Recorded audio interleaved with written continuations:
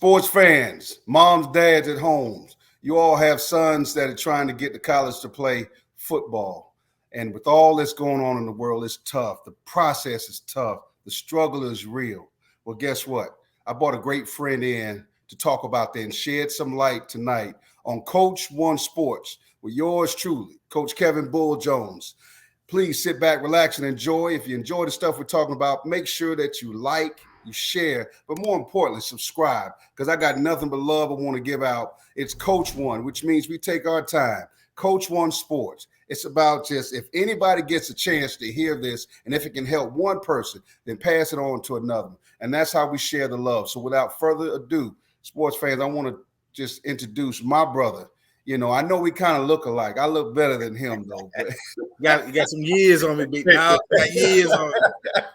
Hey, listen, a great friend of mine, great mentor in so many ways because he leads by example and always been there for me in my coaching journey. And then the things he's done as a counselor, now as an administrator, also assistant executive director of Minority Coaches Association, that helps coaches of all walks of life try to navigate through this process and get better at what they do. I want to give some love to William Bear Silveri. How you doing, my brother? Doing great, man. Appreciate you having me on, Bull. I told you, man, I just wanted to, me and you go way back to them days at Riverdale High School. High School. That's 0405, right? Yes, sir. Yes, sir. Yes, sir. I was only 1 year old when I was coaching then. Yeah. That's my story, and I'm sticking to it.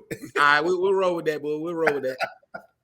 Well, listen, I brought you on, and like I told you before, I just wanted to be able to take my time on my show to spread some love about the things that I know that you personally done, and it's just behind the scenes, the lives you touch on helping kids get to school. And for me, as being a head coach, assistant coach, then head coach, and navigating through that process and the help that you gave me as far as recruiting process, I want to tell you thank you, because so much of what's going on, people just don't know about. They think they know, and it's no offense to the parents that think they know. But sports fans, I got somebody here who loves what they do. He's been doing it for a long time to help kids get where they need to be. And I'm talking about he's done all the dirty work as far as the paperwork and the calls and just that's what I mean, dirty work. That's what I mean. He's been there, done that. So I want to start off talking about how your journey got into this, because when I met you, we were at Riverdale High School,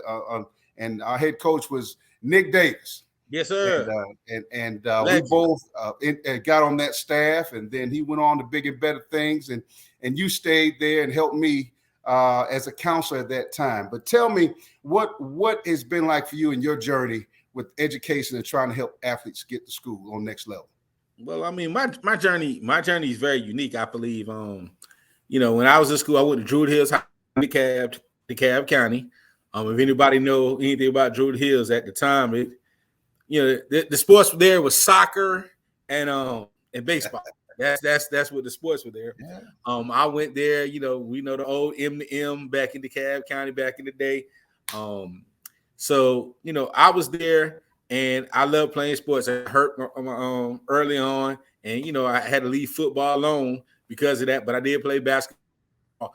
All in all, I was always, even though I fell in love with the marching band, I was always peeping over there and friends with all the football players. So I got to still experience them when they came through their recruiting process and everything. Right. Ended up going to school. Originally, when I decided to go to school, I was picking a bunch of schools. But I was in love with the whole HBCU process, so I knew I was going to HBCU. I had baseball scholarships, was a bunch of places, but I knew I had to go to HBCU. That was just that. I grew up in Greensboro, North Carolina, on the A&T campus, practically. So like that was always ingrained in me, go to the HBCU. But I didn't. When I decided I wanted to go to HBCU, my counselor at the time, my guidance counselor, she was like, "Well, I didn't have the best grades, but I had a very, very good SAT score. And I knew I was smart. So she was like, well, why are you wasting your talents I decided to go to Fort Valley State. She was like, well, why wasting your talent to go to Fort Valley? You got into UGA. You can go to so many other places. Why go there? And I was like, because I want to go to HBCU. They have the same colors of North Carolina A&T. They was giving me a partial band scholarship. And this is what I want to do. And a lot of people, they downplayed me, and the counselor, she didn't really help me. So I was going to be a television production major. Thought I was going to be doing what you're doing right now, hosting and producing television shows and stuff. But then, God has a way of working stuff out. So, when I got there and realized you don't really make money like that. So I'm like, I need to make some money. So I said, okay, started working with the people in the school. Said, okay, I want to work with student services because I knew I love people. So I wanted to work with people. So I decided to work with student services, that I was going to be a college administrator working in student services. Like everything was fine. Still always hung out with the football players, hung out with the basketball players, knew them very well. That didn't work out. So I'm like, all right, what I'm going to do? So I'm like, I'm going to go get my master's. Well, what master's programs they got there? Well, they got guidance and counseling. Okay, I do guidance and counseling, still thinking I'm going to be a college administrator. Well, when God took me off that path and said, okay, it's time for you to get in somebody's school. And I fought it. I said, you know what? I'm 23 years old. I'll go there. Can I coach? They're like, yeah, you can still be a guidance counselor and coach. I'm like, cool, I'm in. You know what I'm saying? Right. Got my guidance counselor, started at Lamar County High School down in Barnesville, Georgia. Working I'm a 23-year-old black man from Decatur, Georgia. Living in Barnesville, Georgia. Like all the recipes for that not going good. They in there. It was a coach. Oh, yeah. You got a lot of woods down there, too. Got a lot of woods down there. But what I did was I was able to connect with the African-American students in a way nobody was able to connect with them. Like they were used to, they graduated to go to military. That's what they did. They all went to the Navy.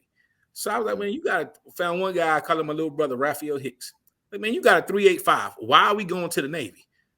I can get you this scholarship down to the CDEP scholarship down to Fort Valley. With your SAT score and your GPA, you can go to school for free. Go and then either go to Georgia Tech or UNLV or wherever the heck you want to go. Got them that scholarship. Started working with them, telling folks, okay, it's a different way. You don't have to go to military option. There's other ways. Started working with the athletes. Started figuring out, okay, you can go to school. You don't have to go to the military. We can go play ball. So I started doing stuff like that. The way God does it, man. God said it was time to go. I didn't really want to go. But God put something in my path that forced me to go. Wow. And as I was searching for a job, I ran into and you know her very well, the legendary Dr. Gloria Duncan. Dr. Gloria Duncan. who at that time was the principal at Riverdale High School. And she said in the way she do it, she has a way of convincing you, baby, you're coming with me. Yes. And I was okay, I'm at a job fair, there's a bunch of counselor positions open. And, at that time, being a black male counselor, there wasn't a lot of us. There's a rarity. There's a rarity. Now, I'm still 25. So I'm a 25-year-old black male counselor. So at that time, she's like, I need you with me because you can relate to the kids in a way that nobody else could relate. I said, I will if you allow me to work with the sports teams. And she was like, no problem. That's easy. I want you to do that. So the first thing she did when I came, she introduced me to the legendary Nick Davis. And I told Nick, introduce myself, tell him what it's about. I said, right now, just to get my feet in the door, can I just be your academic advisor, the recruiting academic advisor? Right. He said, you could take all of that stuff. Cool. And we had a big time prospect, and you remember him, Vandero Shackelford. He was one of the top linebackers in the state of Georgia. And I worked out, me and him became really close, and I worked with him through the recruiting process. Right. While I'm working with the recruiting process, at that time, Riverdale, there was no Drew High School. It was Riverdale, North Clayton, Lovejoy. Right. Anybody else, football was irrelevant for. Because in Clayton County, that's who it was. So we had a bunch of prospects. So through the prospects, I started meeting coaches. I started meeting people. I started seeing how this whole thing's work. I learned behind the scenes. And the main thing I always strive for was, hey, let's take care of this academic piece first. Right. So when we take care of the academic piece, let's get our grades so that when the college coaches come, because they come in because we had all the recruits, that we'll be able to say yes. So my thing, I used to always say, let's be able to say yes. Let's put ourselves in a position to be able to say yes. And I always had real talk with him. I remember sitting in there. We had a kid. He was a basketball player. He was 6'5", 240. And, you know, I'm doing my senior advisor. Hey, what do you want to do? He was like, yo, my plan is to go to Duke for 2 years, and then I'm going to league. And I'm like, Duke for 2 years to do what? Like, Duke for 2 years to play ball. I'm like, play what? He like, play basketball. I said, bro, you don't even start for us. How you going to Duke for 2 years? I remember what you're talking about. Yeah. And so he was like, he went out, man. I said, look, I'm going to be honest with you, man. You 6'5", 240. You got football superstar written all over you if you want to go out there. Hey, Bear, you remember everybody, every recruiter that came in the building saw him shooting basketball, and they were like, wait a minute, who is that kid with the shoulders? Why y'all not let me speak to him?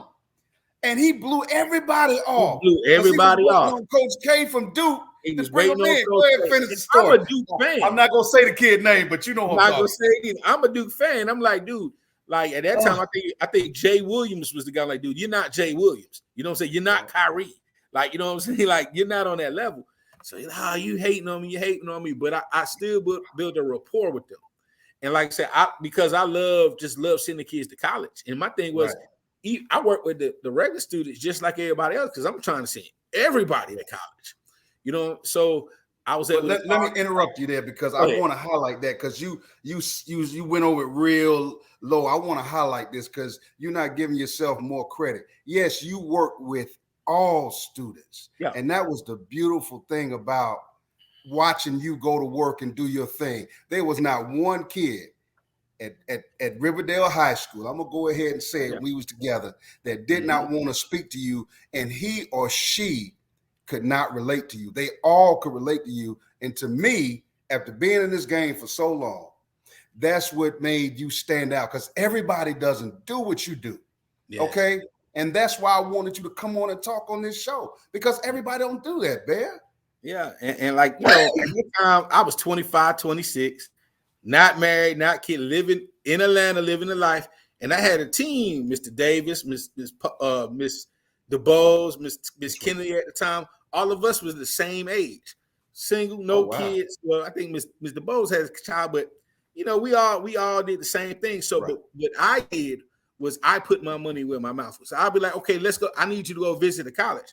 But instead of just sending kids to go visit college, I will get the bus and hop on the bus with you to take you to the college. And my thing was, we're gonna take all the kids in the school. We're gonna visit 5 colleges a year. Like, you know what I'm saying? We could take a field trip to go to the museum. We're going to take a field trip to go to visit colleges.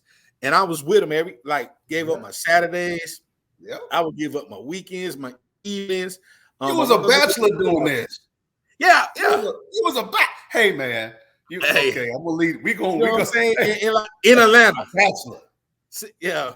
No kids, good job. You know what I'm saying? So, but I just, this is who I was. Yeah. So, I would do that and do that. You know, I made a lot of connections with the recruiters, both the college, the sports recruiters, and the regular recruiters. Because my thing is, you know, when I started working with athletes, if I can't get you in the school to be an athlete, I'm going to get you in the school to be a regular student. Now, if you want to work on and try all that, if you want to, that's cool. But I promise you, like, athletics is a job. Going to college is fun. You know what I'm saying? So I would try to tell them and show them some of the stuff. Like we were always eating in the cafeteria. So I wanted them to see the life and everything. So I did that for years. But then I got blessed by you. You know, you actually put me on the field and gave me a couple of responsibilities with you. Like Nick Davis let me do our recruit work. You was like, come on, you keep me out of trouble. And my whole job was to keep you out of trouble. I think I failed at that a little bit, but well, you know, Bull Jones and Bear working together. Yeah, but and I got into got way more into the recruiting process. I was able to between you and Coach Davis, I was able to meet a whole coaches. I came across my guys, one of my best friends now, Maude Tinker, during that time. Yes. And at going to the recruiting and just working. And it was great for me because at the time we didn't have Huddle. Nah, we didn't have Huddle. We had to chop the CDs and make them CDs by ourselves. But I was a mass communication major. So I was a television production major. So that's what I did in college. So in my mind, I'm working with sports, I'm working with kids, and I'm using my television production skills. the merge, all that. So I did everybody's highlight tape. I went and did everybody's transcript evaluation the same way the NCAA is. So when recruiters came to Riverdale High School, they knew walking in the door that this kid was going to be right. And I said, listen, this kid got this GPA. They'll give it back to the academic advisors. They're like, you're correct. And it became so much, they come by so much, they didn't even have to go to the academic advisor later on because they knew when I gave them something, it was right. And well, that the part, and I wanted to interject this part too, because the part that you played, you know, there are some larger high schools that now have people that get paid to do what you used to do. And it was in an abundance of what you already had to do as a counselor. You know, that part, counselors today don't, well, I'm not going to say all of them, but, you know, I'm just going to say the way I know it. You know, the schools I've been to, not all counselors are going to take some I'm talking football players and regular students, prospective football players and prospective prospects and students, and put them on the bus. Now, what they will do is they'll call all them colleges and tell them to have career day at the school, but that is over and beyond what you did, is what I'm really saying. And that was the magnificent part about it, Bear, because those things, the amount of kids that we pumped out of Riverdale High School, people don't understand that there was some NFL draft picks, and you know, I'm going to toot the horn because, you know, there was always great players at Riverdale, and there were some great coaches before me and Nick Davis. There's Coach Hackney there, Rodney Hackney there. I mean, there's been some great coaches there, and Coach Hackney is back there now, and all those kids are going to school. But the fact of you had the framework and the recipe of the college scouts would come in and see you first. Yeah, that's going to be first. Times you would tell me that they're on the way. You'd say, "Hey, bull, so and so's coming today. I talked to so and so," and I still had a class to teach. Yeah. So they would come see you. And then they come see me later, which was, man. See, why don't counselors? Can you please tell me? And because now you up in the big house now. You administrator. I know where you going with that, but I'm gonna tell you this. Sports fans, he's big money now. I'm gonna go ahead and say it. I loved it. I loved it. That was me. That was my passion. I felt like, and I say this to everybody, and sports and coaching and working with kids, my ministry. Okay, like, you know what I'm saying? You ain't got to pay me to do that. You don't. You know what I'm saying? That's my ministry. That's what I do. I want to help others. I need to see others succeed. And anybody who I ever worked with, and you know, I worked with draft picks, I worked with multiple college football players. I've never asked anybody for a thing because I felt like it was my job and my duty and my calling to help them. You know what I'm saying? I worked with some of the best. I worked with some of the ones who went to school for a semester and came out. But guess what? I was always there for them. I was always genuine. I was always accessible. Like, I'm looking over there now. I got a guy who graduated from Riverdale like 3-4 years ago, and I've been at Drew 9 years now. You know what I'm saying? You've been at Drew that long? Yeah, I've been at Drew 9 years now. This is my 9th year. I've been at Drew 9 years now, but this is a guy who graduated from Riverdale 3-4 years ago, who's calling me now trying to figure out, he's in the transfer portal trying to figure out where he want to go. So like I still work with not just Riverdale kids, I work with all kinds of kids, and because I feel it's my ministry. But back in those days, you know what I'm saying, every counselor's not like that. Counselors have a lot of tasks to do. Their workload is astronomical, and people don't understand it.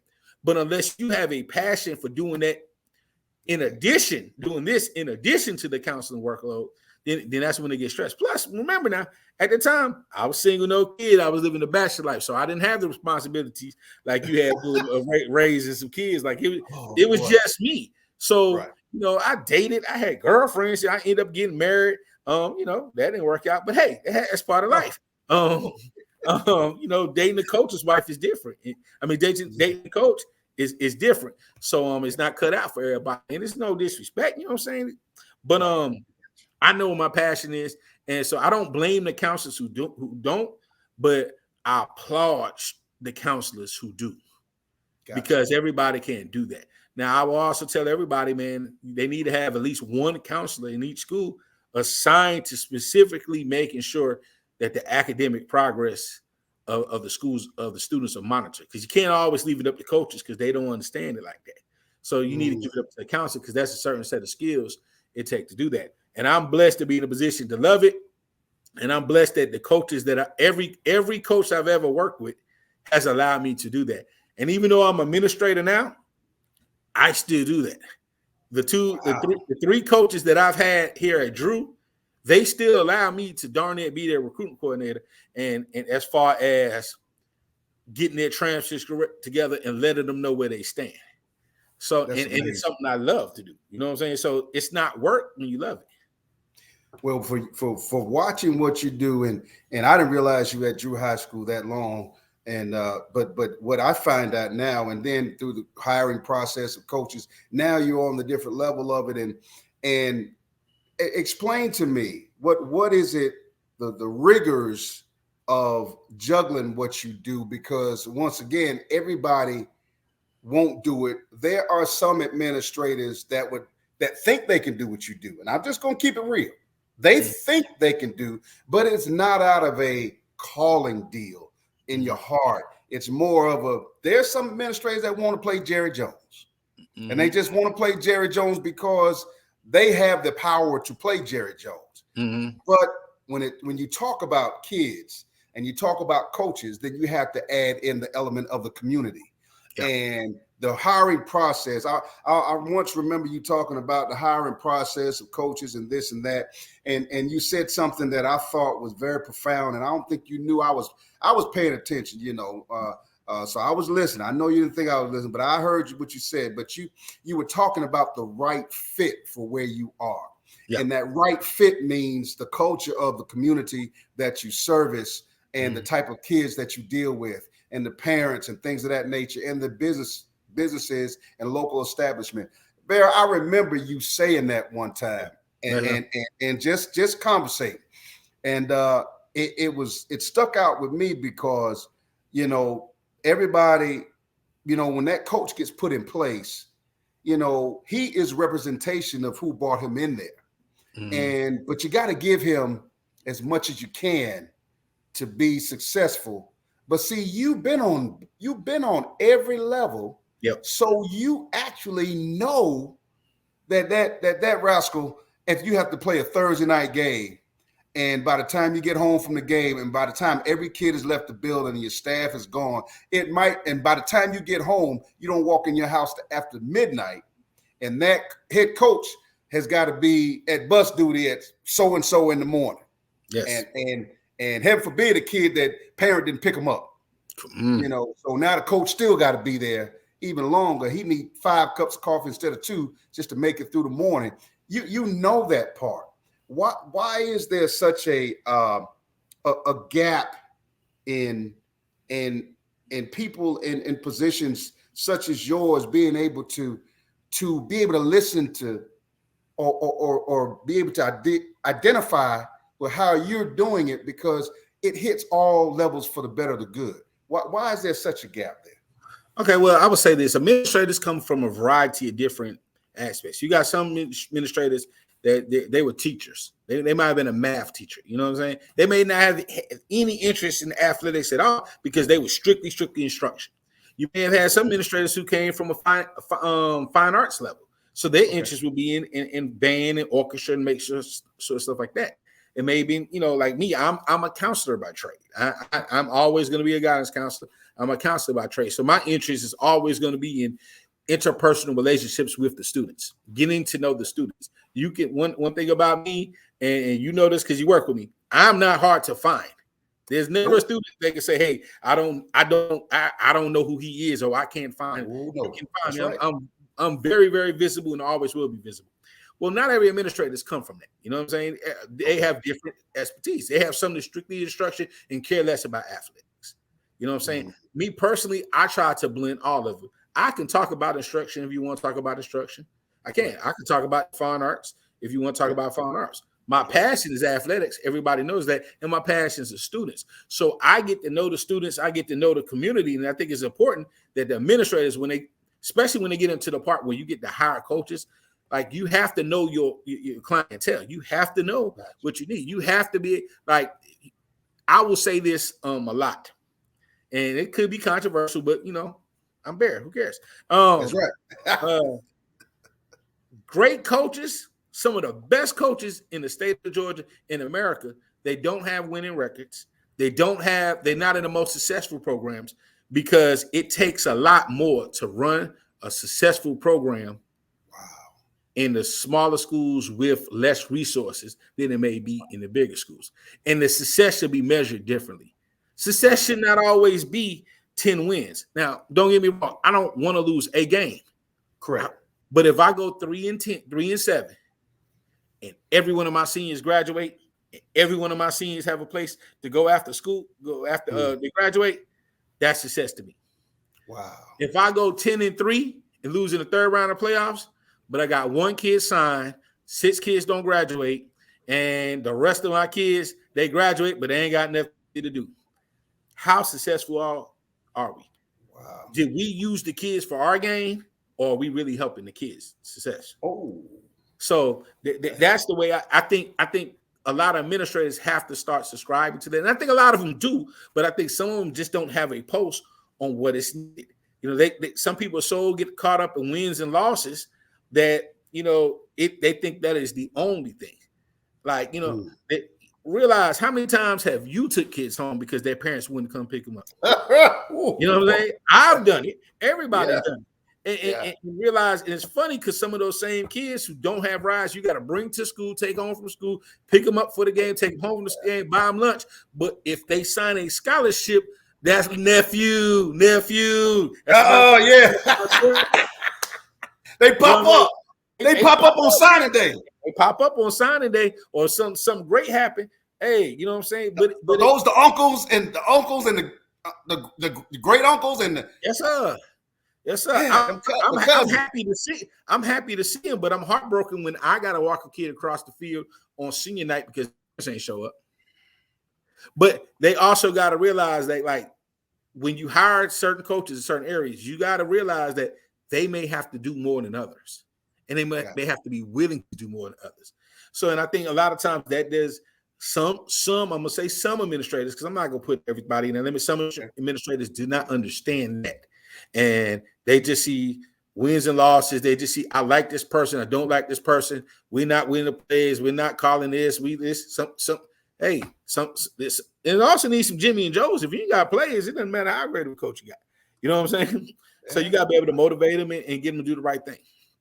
Well, I think that you have a great blueprint for and I want to just throw a hint out there, not challenge you, because I know you up for all challenges, but I just want to throw that hint out there. That would be a wonderful topic for you to be able to address, if you haven't already done it, with the administrative family in the school system that you're in, Clayton County school system, because that is real talk of a person that's been on all the levels and can see the big picture. And it's okay that some people don't see the big picture, but it's bad when they don't want to listen to somebody that knows the big picture, because some people are visual. They learn from watching other people.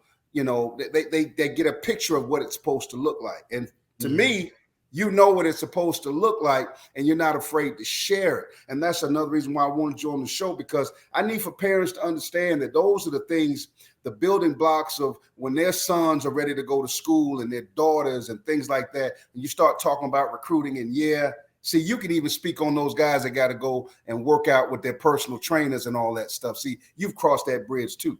And then that young coach who wants to become a college coach, but he doesn't know the proper way to go through things. See, you can hit some levels that allows you to multitask in ways that most people don't. And that's the special part of you that I wish that you could have a blueprint of that. Well, you do have it, but can you have a platform to share it with your constituents, so that, maybe the big scheme of things, when they make those decisions for coaches, and you've got one administrator just so headstrong on this is not going to work, but he hasn't looked at what you just said. Were we successful? How you measure success? I think that is awesome what you just mentioned, Bear, because that's a testimony to your years of And I remember a couple of scenarios. Kids they want to go to class, and they've already signed on signing day with an SEC school, and all of a sudden they want to start flunking classes because they hanging with their homies, and the head coaches of a particular SEC school had to call you and say, hey, wait a minute. They didn't call me. No. They didn't call the head coach. They called you. Yeah, they did. But I think part of that is I was able to, because I'm always genuine. I'm not, try. I'm me. I'm Will. I'm Coach Silveri, Will Bear, whoever you want to call me today. You know what I'm saying? I'm always them, and the kids know that I'm not gonna sugarcoat anything. Right. If I need to go in the room and close the door and cuss them out, I will. Right. I remember almost driving to SEC school one day because the coach called me that the player that we sent over there was not performing right, and I almost had to go up to the SEC school to get that handled with him. Because I remember that too. We'll leave the name. Yeah, we're not gonna talk about that. Talk about off air, but they know who they are. They know, yeah, that's my guy. They know I'm genuine with them, and they know I'm not. They may be mad and they can hate me, and I said I don't care if you upset with me right now, as long as we get to where you want to go. It's almost about any means necessary and ethical. And sometimes, I have to close the door and get unethical with them. You know what I'm saying? And I have to give them some choice words. And then I'll call their mom and tell them I did it. And I think I always build a rapport with the parents where they trust me to be able to have frank conversations with them. And they trust me when I say this need to be done this way. It happens, I think now in society, because that was before we had a whole bunch of social media. It was there, but it's not like it is now. Yeah. It's not prevalent. You didn't have a lot of stuff that goes on recruiting now and all these runners and stuff like that. So, the schools and the coaches control a lot more of the recruiting game. So they listened a little bit more than they do now. Now, a lot of people think they know everything about the recruiting game based off what they see here and everything like that. So it's a little harder now because, he don't know what he's talking about. Okay, well, fine. You know what I'm saying? Plus, the young generation, they haven't always seen that, one thing about me when I was at Riverdale, if you were a freshman, you saw me, you saw who was going away. And then sophomore, you saw me. So they were like, I listen to him because I seen what he produced. Correct. And, and we do produce, I don't ever take all the credit for anybody's success, but we have produced at Charles Drew too, in the Riverdale and the Clayton County community as whole.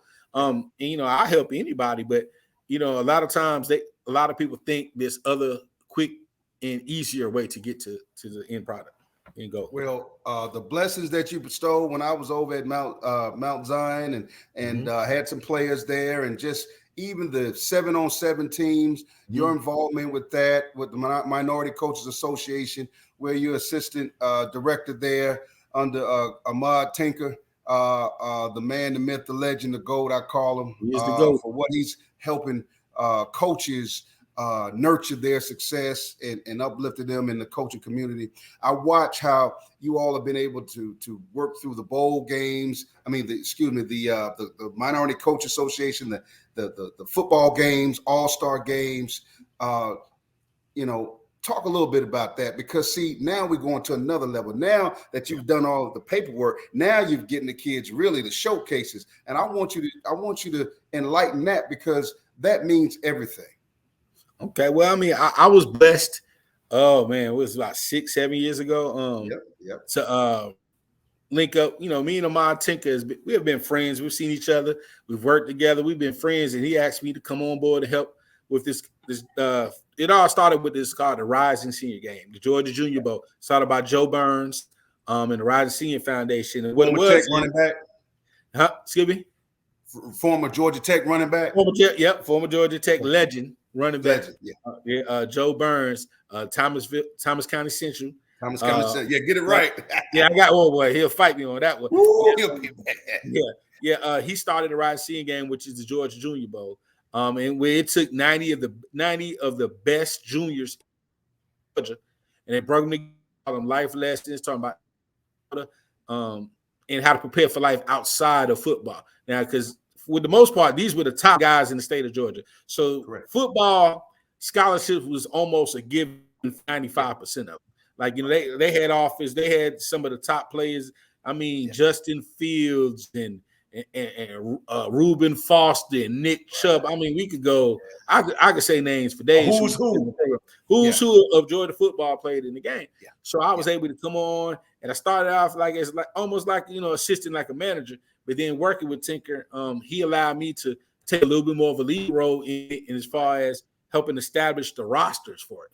Right. So what it became a mixture of, let's not get all the top talent, because we can get all the top talent if we want, because that's how we are. But let's also find some under the radar guys and let them get an opportunity to go against the top ones. Because who says you're a top prospect? The media says you're a top prospect. The stars is all media thing. So the stars give they give them stars.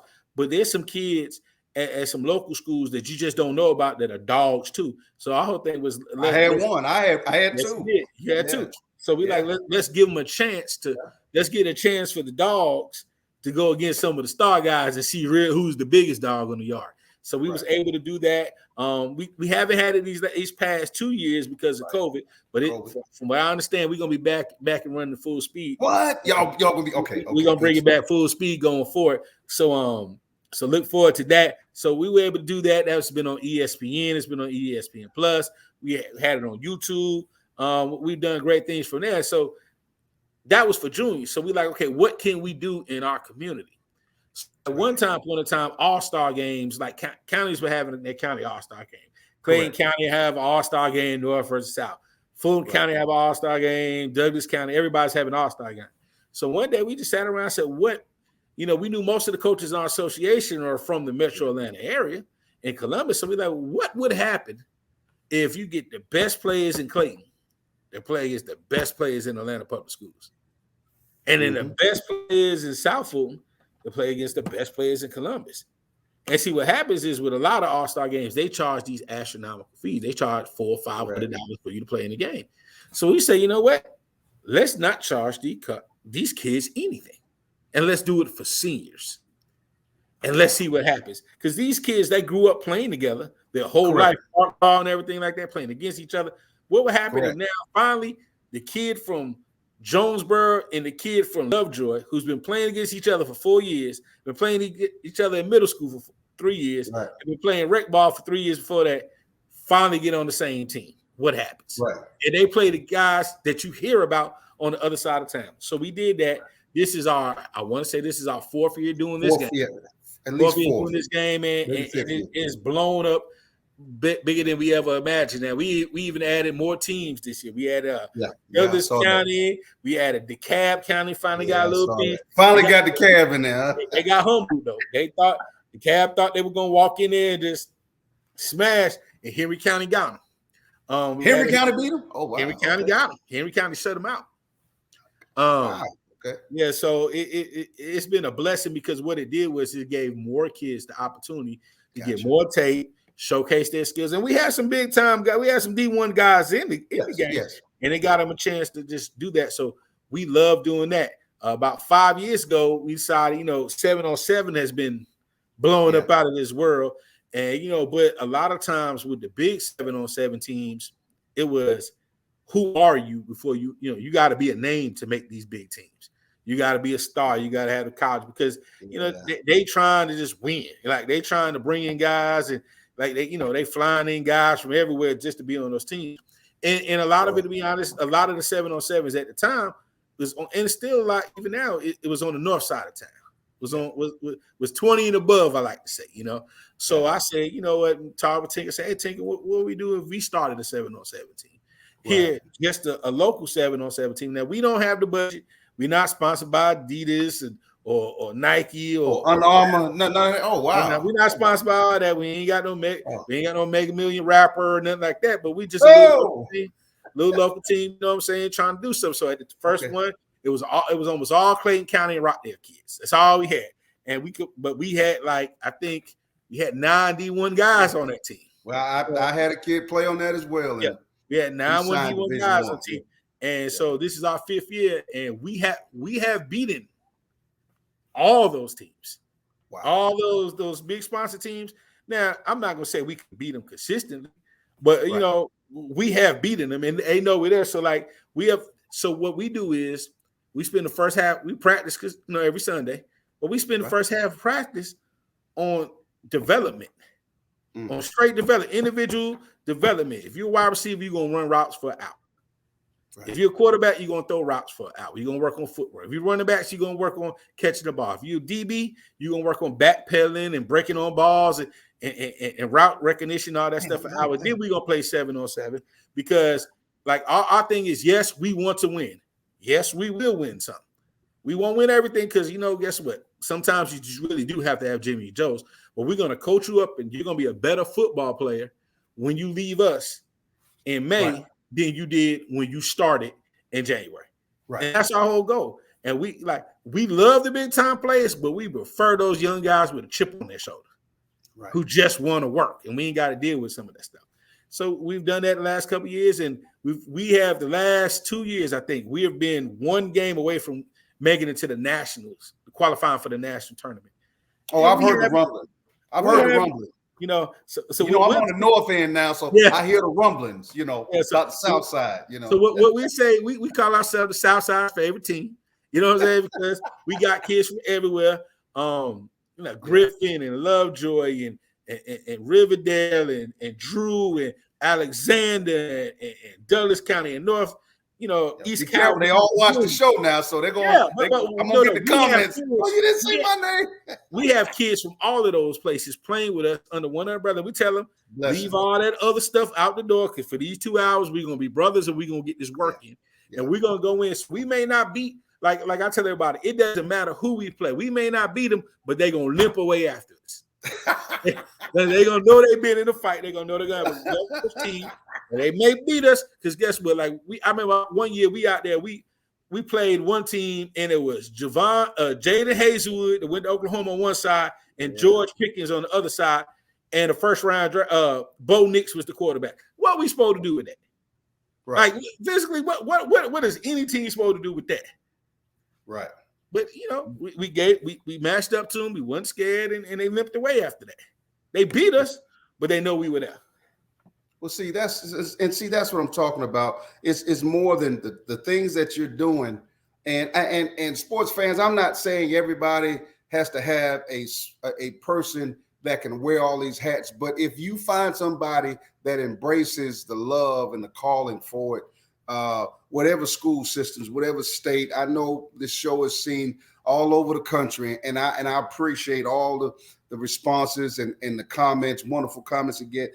But for me, as I mentioned, it's all about Coach One and teaching one and trying to help people, and that's what we want to do here at Coach One Sports. So to hear Coach Silveri, and I still call him Coach Silveri as well because he's worn those hats, as you can see. And then starting tomorrow evening, they got the conference, the Minority Coaches Association conference. College coaches come and speak on Friday, but they have some NCAA folks come in and speak. And I just think the world of everything you do because it serves every coach in Georgia that wants to come and be a part of learning. And it's a fellowship of football. And we're still at that point. We are a microcosm of our society, but I think that you, Ahmad Tink, and the rest of those coaches, there's a host of them. Everybody that sits on that board, y'all do a fabulous job of my wife asked me, so you going to the clinic? You're going to the clinic? I said, baby, it's that time. It's that time. Because you all, it's a blessing to have the fellowship. And that's why another reason why I wanted you on the show, because I wanted to, yes, the clinic is going to be great. It's going to be a great way. And Ahmad is coming on, Tinker's coming on next week to talk about and give some nice pictures. But I want to talk about your journey because your journey has intertwined with my journey. And I love that what you do for kids and families. See, I've seen you behind the scenes do stuff to help, unrelentlessly. And the greatest part of what I got from what you said on the show is talking about how do you measure wins and losses? That's important because I was one of those coaches, and maybe didn't have a great record this particular year, but I still signed kids. And if you knew the neighborhood I signed the kids from, well, that's a reflection of the time I spent with you. you know, and also learning things from Coach Al Hughes, legendary coach at Lovejoy, and Nick Davis, Christopher Beal, Steve Davenport. You know, I learned from some great people on how to navigate through this journey of helping kids. And I'm still marvel at what you do, you know, and now that I have my own podcast show and I can invite who I want to talk about what I want to bring you on and share some love. So I want to tell you, I want to appreciate you for coming on the show today, brother, because what you do speaks. You are, you know, a lot of kids and families love what you do to help people make it. And it's a joy to have you. And I need to have you come back on my show real soon because we got other stuff to talk about. Anytime, man. Anytime. Well, hey, thank you so much. And yes, sports fans, I know he kind of looked like me. I still look better than him. That's my story. I'm sticking to it because it's my show. But people did confuse us all the time. I'm a little bit taller than him. That's my claim to fame. You can tell by the head side that ain't true. You know what I'm saying? Yeah, like look, a hairline, right? But thank you so much. And once again, sports fans, you enjoy the show, please like, share, but more importantly, subscribe, because this is what you're going to get from me all the time. I'm going to try to just help out Coach One. And that's what it's one, Coach One Sports. Just take time. And we coach every day in our lives, whether we football coaches, administrators, and just people in life with our own business endeavors. There's somebody that we're coaching along the way. So at the end of the day, hit that subscribe button so we can talk some more, because I'm going to bring some more fantastic people on the show.